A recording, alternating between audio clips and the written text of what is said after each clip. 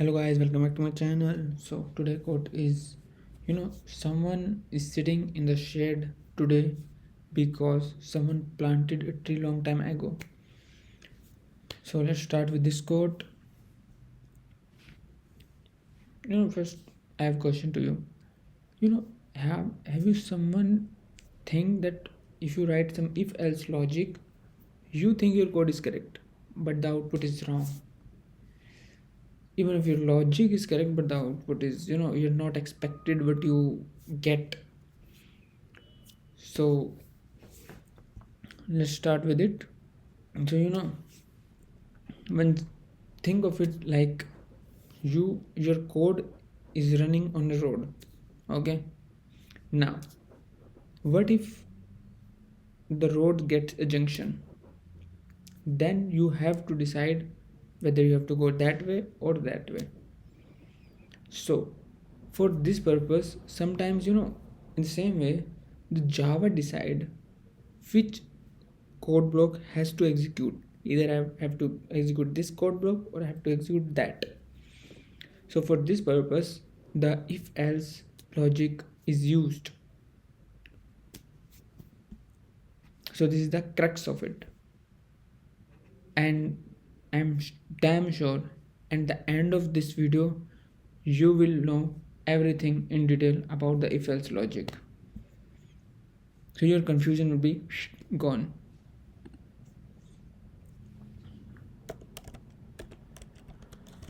Now first I am trying to show you the problem, the issue, why we need the if else.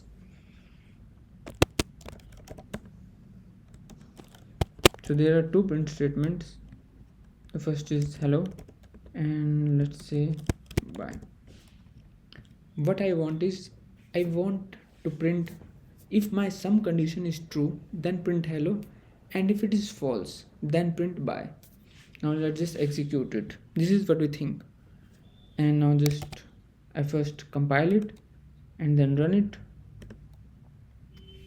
It prints both hello and bye, but that's not correct. So that's what I'm initially the why use if else logic. Okay. So and before that I would like to tell you that the Java codes only at a particular junction. Let me go back to the screen. Yes, at this particular junction, if there is some condition here, so when this condition is true, then go that way, and if it is false, then go that particular way. So this is what Java thinks on Java, and from top to bottom, one line at a time. And if there is a condition, if there is a junction, then Java only consider the boolean either true or false. If it is true, I am going that way, and if it is false, I am going to that particular way. Java only consider the true or false. So if let's say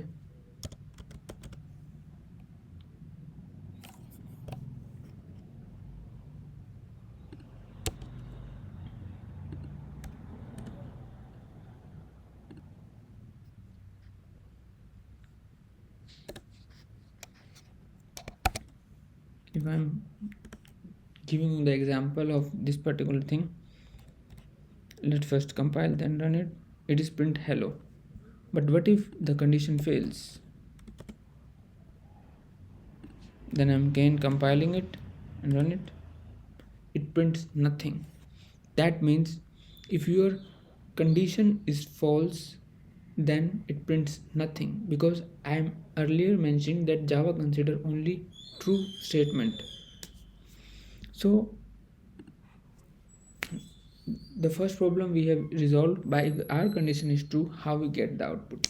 But now the second condition is that if our condition fails, then what will happen? Where the code goes to that way if our condition gets failed. So for that purpose we use else.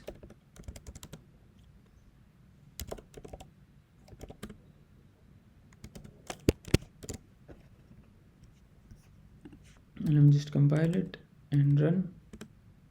Yeah, it prints bye. And then another important statement is when I'm using the single statement after if condition, then it is optional to use the curly brackets. But when I'm saying, I'm just printing something like hello star, then you see what will happen. Let me just get rid of this.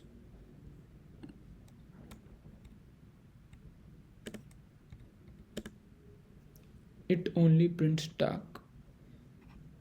So these are the some indiscrepancies. So you have to use curly braces.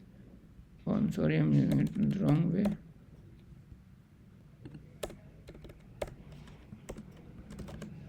You have to put your if logic inside the curly brackets if you want both statements to be run.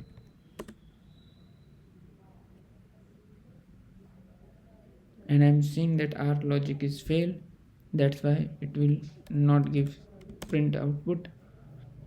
Let me just change the conditions. It gives hello star. So you see that why the if else logic is very crucial and important, because it helps and it uses in all the future concepts, in the for loops, in the switch statements, and in other many more data structures. So that's it. I hope you clearly understand why we use if and why we use else. So that's it for today, guys. Thank you.